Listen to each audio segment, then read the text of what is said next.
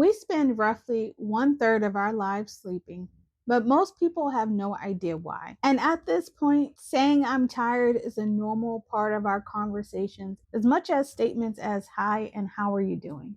Whether you fall asleep the moment your head hits the pillow or you spend hours lying awake looking at the ceiling, sleep shapes every part of your life. Both the Bible and neuroscience back this up with profound insights about the meaningfulness of sleep, agreeing that how you live during the day and how you sleep at night are interconnected, meaning they affect one another. Most of us aren't getting high quality sleep, and we could really benefit from doing so. So in today's video, I am sharing 4 principles that can help you create the conditions for higher quality sleep. For those of you that are returning, I am so glad to see you again and giving me the opportunity to once again pour into you. For those of you that are new, welcome to the channel. My name is Ashley. I'm a mental health expert on a mission to help Christians heal their anxiety using Christ-centered neuroscience without the typical just pray more advice. Take this time to hit the subscribe button so that you can get notifications whenever I drop new content. For many people of faith, the Bible and neuroscience can seem totally unrelated. However, they are very complementary. I have said this before, the more I learn about neuroscience, the more I am in awe of God and His power. This channel is about the value of learning how God designed your body as He created you with intentionality, and His word is consistent with that design. We see that time in and time out. It makes me praise and worship Him more, not less. In the context of sleep, neuroscience is going to answer the question, how does sleep work? The Bible, on the other hand, is going to answer the question, what is sleep for in the context of a life lived before God? Throughout scripture, God repeatedly used deep sleep and dreams to warn, guide, communicate, and connect with His people. But He also did this with non-believers, indicating a greater purpose within this vulnerable daily activity. Sometimes that is how God reaches us. So sleep is not just important, it's a crucial gift from God. We can no longer afford to cut corners when it comes to sleep or continue to engage in habits that undermine its quality. And whether consciously or unconsciously, short term or long term, if you are experiencing high levels of anxiety, it is going to disrupt your sleep. What happens is this cycle develops where every time you have anxiety, there is something that further increases the anxiety cycle that you're in. So when you have poor sleep, it raises the possibility of experiencing more anxiety the following day, and the next day, and the next day, thereby creating a vicious self-feeding cycle. For some of you, bedtime has become a threat without you even knowing it. And as someone that experienced generalized anxiety disorder and having insomnia, it is very frustrating when you want to go to sleep, but your body just won't allow you. And that's because anxiety activates a threat response through the sympathetic nervous system, making it harder for you to fall and stay asleep. Sleep, on the other hand, involves the activation of the parasympathetic nervous system, which is your rest and relaxation center. If you're more interested in getting a full breakdown of the parasympathetic nervous system and the sympathetic nervous system, I recently made a video about how to actually activate that rest and relaxation within you, which actually inspired me to make this video. Once you go and you watch that video, you will have a solid foundation for what you need to do in order to heal your anxiety. Now, sleep requires your brain to believe that you're safe. Anxiety convinces your brain to stay alert and vigilant because you're not safe. So this is why the two are constantly at odds, because they have two different roles, two different purposes, and they're pulling you in two different directions. So you have this tug and pull where you want to go to sleep, but the anxiety is saying, this is not safe, we need to stay up. So let's get into these principles. Principle number 1, sleep is an irreplaceable gift that God uses to restore and renew us. Now, while most of us intellectually understand that sleep is important, we often lack the deep conviction to honor it as an essential part of the way God designed our bodies. There's a gap and disconnect between what we know and what we believe, despite knowing that sleep has never changed. And honestly, we take it for granted. But ultimately, it's a blessing and a source of provision that God extends to us all, whether we're believers or not. Whether people are just or unjust, it is a gift. one of God's good and perfect gifts from above mentioned in James 1:17. Our part is to surrender and receive this gift with open and willing hearts. And we have to check ourselves and say, are we doing that? Contrary to what you might think, the body is anything but inactive during sleep. It actually carries out some of the most critical and thorough complex processes during this unconscious state. Through neuroscience, we know that sleep is vital for mental sharpness, knowledge retention, memory recall, emotional processing and regulation, cognitive flexibility and adaptability, the decluttering of waste and the pruning of non-useful neural connections in your brain, strengthening your immune system, and facilitating deep physical repair. I just said a mouthful, but this is what sleep is providing you. Talk about a loaded gift. There's an abundance in what we experience from sleep. God didn't just give us a small gift. He didn't gyp us. No, it's an abundance of benefits. And these functions are especially beneficial when you're going through uncontrollable, difficult, or stressful seasons of life. And that's because they provide you with internal resources and capabilities to help you get through them. And for those that experience anxiety, it is a necessary foundation in order for you to practice the nervous system regulation skills that are going to be taught to you. You can disarm anxiety a lot quicker and effectively when you have high quality sleep. And it also helps you to reduce the escalation of unnecessary stress or worry. What happens when people get stressed out? Their sleep gets affected. The very thing that can help them get through this situation is the thing that is compromised. Do you think that's by coincidence? Hence why the enemy subtly attacks this, especially in the Christian community. If we are sleep deprived, we are less effective for God's kingdom. And we are also less available for close intimacy with God. Because when I am tired, I am more likely to rush through things. I am less likely to take that specific time and spend it with God. Everything feels like pressure. Have you ever noticed how often sleep and rest are mentioned in the book of Psalms, and that both David and Solomon repeatedly talk about sleep as a constant gift throughout their lives? You got one who was a man after God's own heart, and you got Solomon, the wisest man. I was recently inspired by Psalm 3:5, and it says, I lie down and sleep. I wake again because the Lord sustained me. But what amazed me more than just the verse was the context that David was living through as he said this.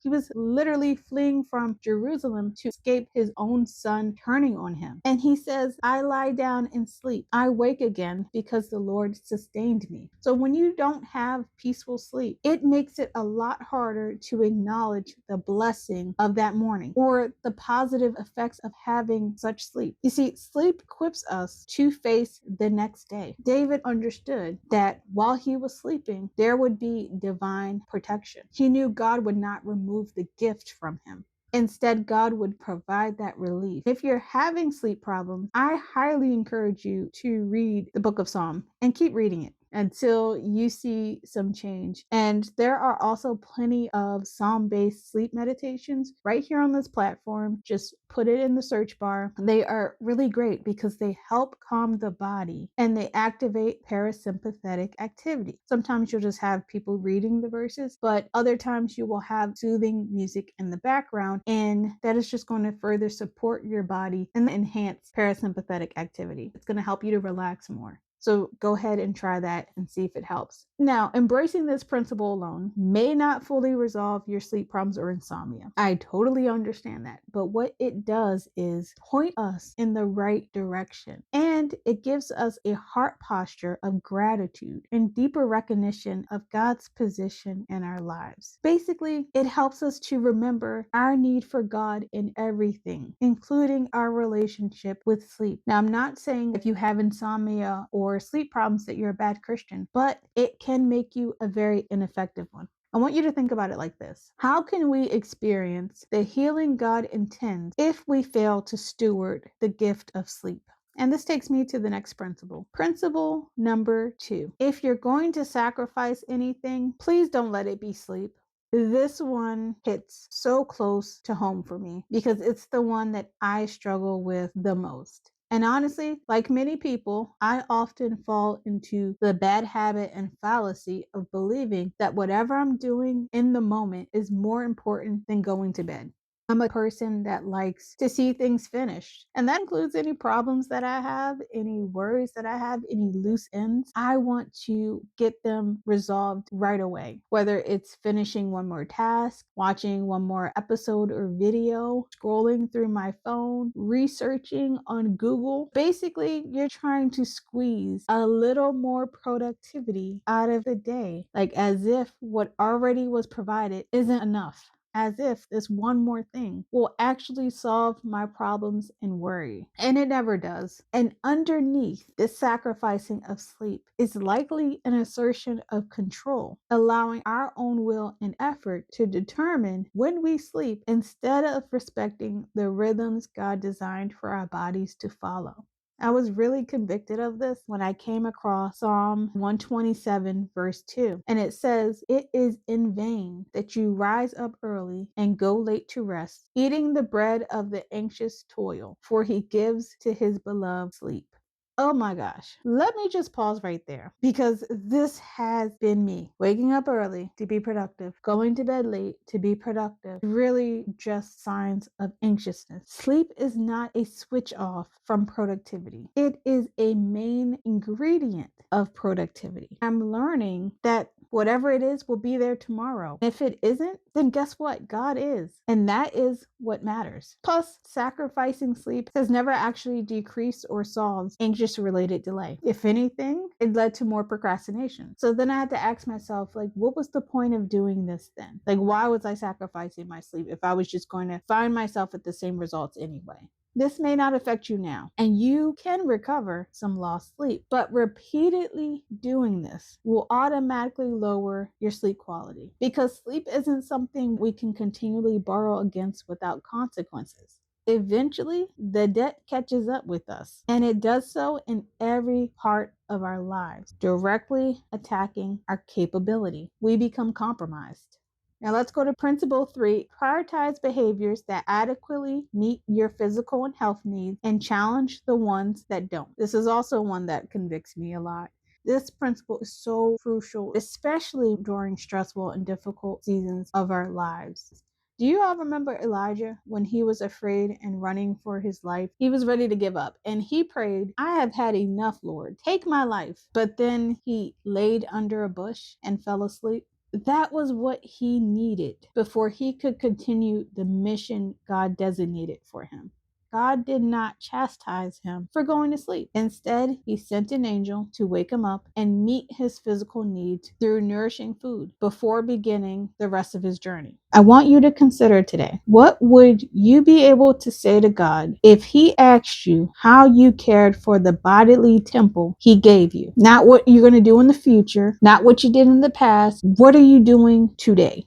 I have to be honest. I probably would not have a very great answer. It would probably be a lot of excuses. I'm busy. I got this going on over here. There are too many times where I've seen my body as purely my own and neglected it, participating in that anxious toil that was described earlier. And each and every time it has led to burnout. Now, I recognize that some bad habits have come from ignorance, have come from circumstances outside of my control at certain points in my life, what I was exposed to, what I was given, and learned habits that were never unlearned. For many of us, insomnia and sleep problems are occurring because of the broader changes in modern society, such as foods with unnatural ingredients, normalized oversized food portions and unhealthy eating patterns, sedentary lifestyles, sedentary work environments, less time in natural sunlight, and more time in artificial lighting. All of those play a role in your sleep. We have to unlearn some things because our overall health and sleep are deeply connected, and what we do during the day directly impacts the quality of our rest at night. Chronic sleep deprivation is strongly associated with a shorter lifespan and higher risk of disease. So while I understand our quality of sleep has been the result of things that have happened to us and around us, we each still have a responsibility for how we approach our vessels. And we have a responsibility to learn what our body actually needs. And you can only do that when you understand your internal system. At times, this means going against what your flesh has learned is normal, safe, and familiar. And if you've tried to do this, you know it's very hard work. I'm not going to lie to you, it is tough, but it's not impossible. I have found this to be progressive work, with each day bringing new opportunities for improvements. I'm encouraged to see a growing shift of people starting to reject modern norms and moving back towards natural sources of healing.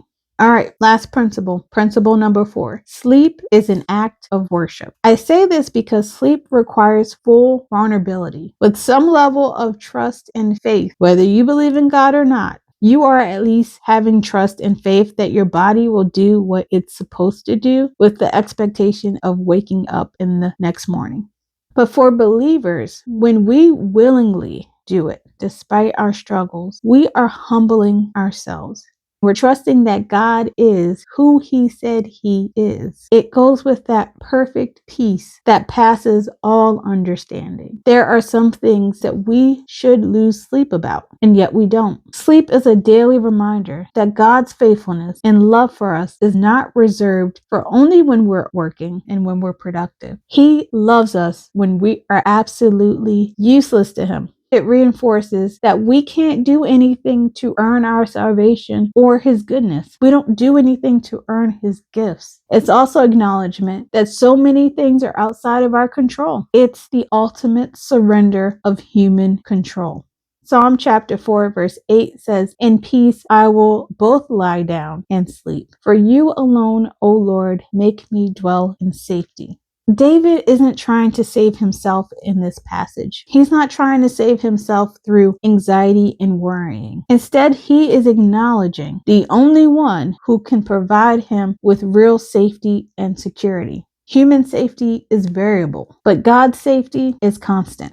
So now that I have shared these 4 principles, what do we do with this information? If you're experiencing sleep problems, all the other solutions that will help you in your situation will be compromised. When your sleep is restorative, your mind becomes clear, your emotions stabilize, and your capacity to live in God's calling increases. High quality sleep is required for true healing. So I want all of us to leave this video and say, what can I do to enhance the quality of my sleep? It could just be one thing. That's totally okay. Now, if you've made it this far, it probably means that you don't just want better sleep. You're probably seeking actual relief and restoration.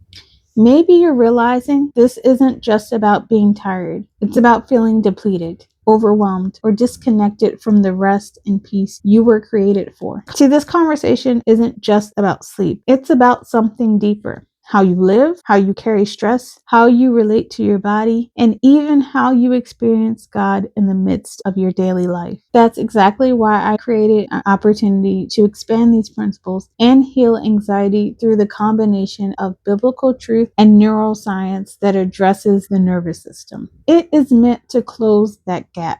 So you're just not knowing, but you're living a life that feels more grounded. If you're ready for that kind of transformation, I would love to walk with you through it and share the methods that totally changed my relationship to anxiety. And it also totally changed my relationship with Him. In all of my heart, I believe restoration is possible for you. If you're interested, the link is in the comments section. Go on there and find a date and time that best works for you. Thank you all for tuning in. I appreciate each and every one of you, all of your views, all of your comments, all of the support. It really warms my heart. As we head out, I want you to remember that you are covered, seen, and loved by the Creator of all. I'll see you next time.